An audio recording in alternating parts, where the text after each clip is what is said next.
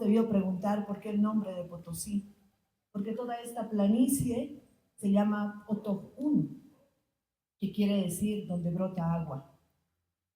Este lugar, situado en las alturas de la Sierra de la Plata, es el lugar del señorío importante prehispánico de la nación Jarajara, dueños de la majestuosa montaña, el Sumajorco, el Potoxi, la Huaca Sagrada, sitio que nadie debería haberlo tocado, sitio que era cuidado, sitio que era protegido.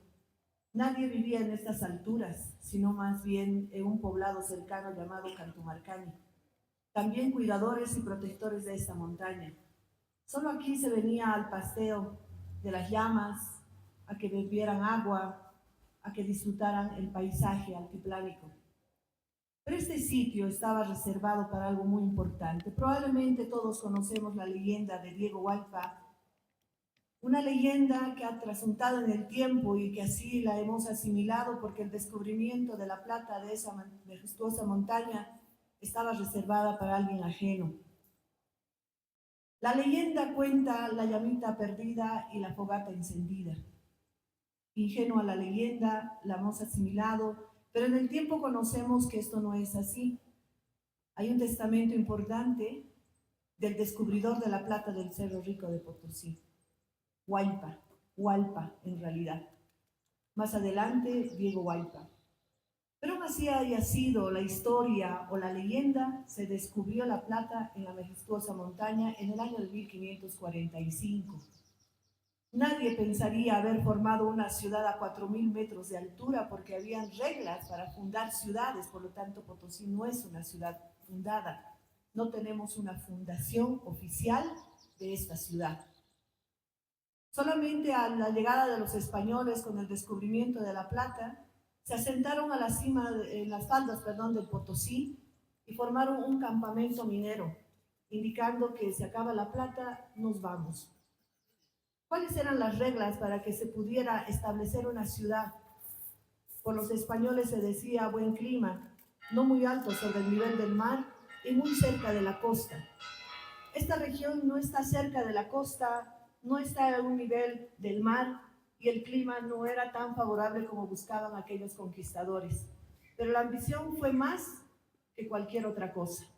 Formando este campamento minero, empezó a crecer la ciudad, de tal manera que hasta el año de 1561 es cuando los potosinos, a la llegada del virrey conde de Nieva, nos damos cuenta de que toda esa riqueza estaba registrada en una región conocida ahora como Chuquisaca, como Sucre, como La Plata. Tal vez erróneamente decimos la ciudad de La Plata, pero también los españoles buscaban la Sierra de la Plata. Pero esta riqueza del Potosí se registraba en Chuquisaca. Todo el proceso administrativo y político se manejaba desde ese lugar. Así que el virrey conde de Nieva dice, nos exentamos de la jurisdicción de La Plata. Esa exentación no fue fácil, pagó Potosí por ser libre. Asimismo, en ese año se dice, y ahora, ¿dónde administramos todo esto? Se forma el Cabildo en 1561.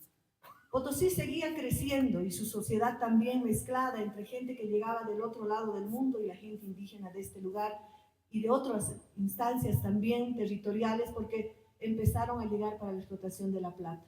Y se sumó más todavía en el año de 1572, llegada del virrey Francisco de Toledo, al que debemos agradecerle la estructura de esta maravillosa ciudad, el único urbanista, el que ha diseñado Potosí y la ha dividido en dos barrios, el barrio de indígena y el barrio de españoles. Una estructura magnífica en la ciudad, autorizando la construcción de edificios, en este caso públicos, emblemáticos, además de religiosos.